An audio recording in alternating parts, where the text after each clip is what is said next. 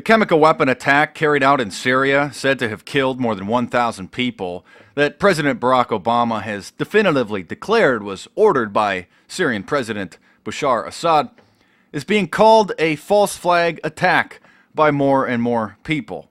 Not just people on Facebook or YouTube or other corners of the internet, but people like Ron Paul, who recently appeared on the Fox Business Channel, a paid prescription channel with probably just a few 100,000 viewers. But nonetheless, when talking with Neil Cavuto, Ron Paul said that it looks like a false flag attack and pondered that perhaps the rebels, many of whom are Al-Qaeda, possibly carried out the attack themselves as a false flag attack in order to provoke the United States into responding with a military intervention. Also, it's interesting to note that Vladimir Putin, the president of Russia, said that the claims that Syrian president ordered the chemical attack was utter nonsense, and even said himself that it looks like the rebels and Assad's opponents carried out the chemical attack themselves against their own people as a false flag attack to provoke a military action. And if that's not enough, Pat Buchanan, popular political commentator, former presidential candidate, used the same false flag terminology when speaking with Newsmax, kind of an alternative media website many people are familiar with. But now, Pat Buchanan said that it's an illegal war, ground for impeachment, and said that it reeks of a false flag. So, of course, Skull and Bones, Brotherhood of Death member John Kerry says definitively that Assad carried out the attack. And it's also interesting that David Cameron over there in the United Kingdom decided not to support military action, causing President Barack Obama to basically push pause on the launch button as he was gearing up for a military strike, a military intervention after news of the supposed chemical attack surfaced, and the United States war drums have been beating ever since. Of course, may I remind you that President Barack Obama was awarded the Nobel Peace Prize. This drone-dropping devil, this Bilderberg bankster spokesman, this Federal Reserve frontman, Illuminati mouthpiece. So, very interesting. Also, news just came out that the United States had advanced intelligence on the chemical strike before it was launched. I wouldn't be surprised if the CIA or other assets of American intelligence agencies urged the rebels, who again are Al-Qaeda, many of whom it's admitted are Al-Qaeda. Go look it up. Syrian rebels pledge allegiance to Al-Qaeda. That's who President Barack Obama is pledging support to.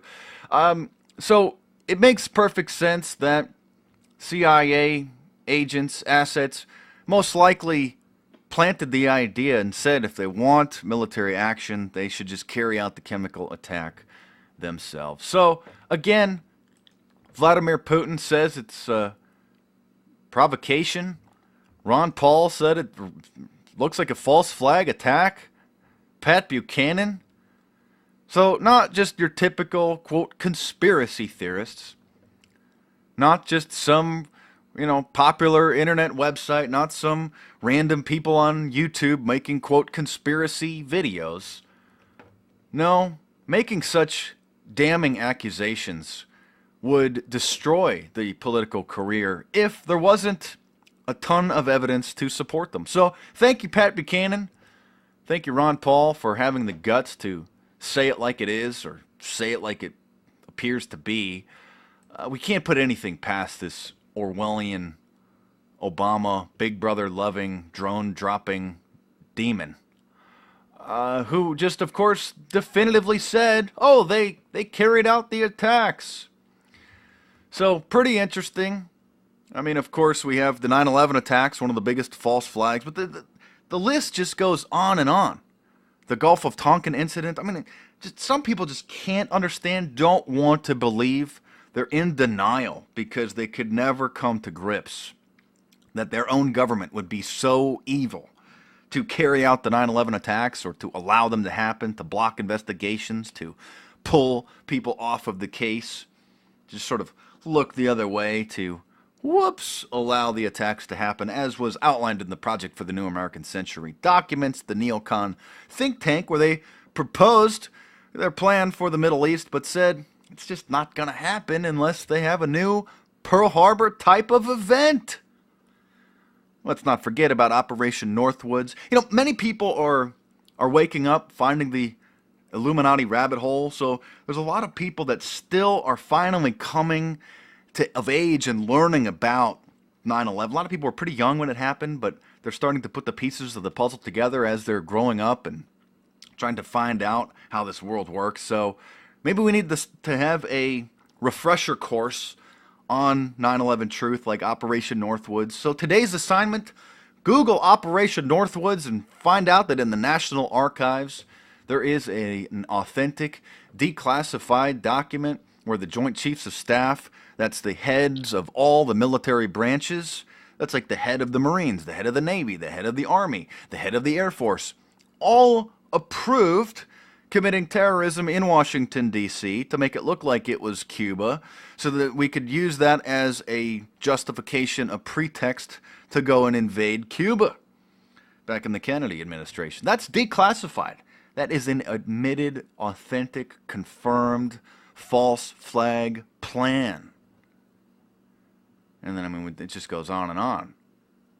So that's the news for now. Pretty... Not surprising at all, actually. What is surprising is that people are talking about it.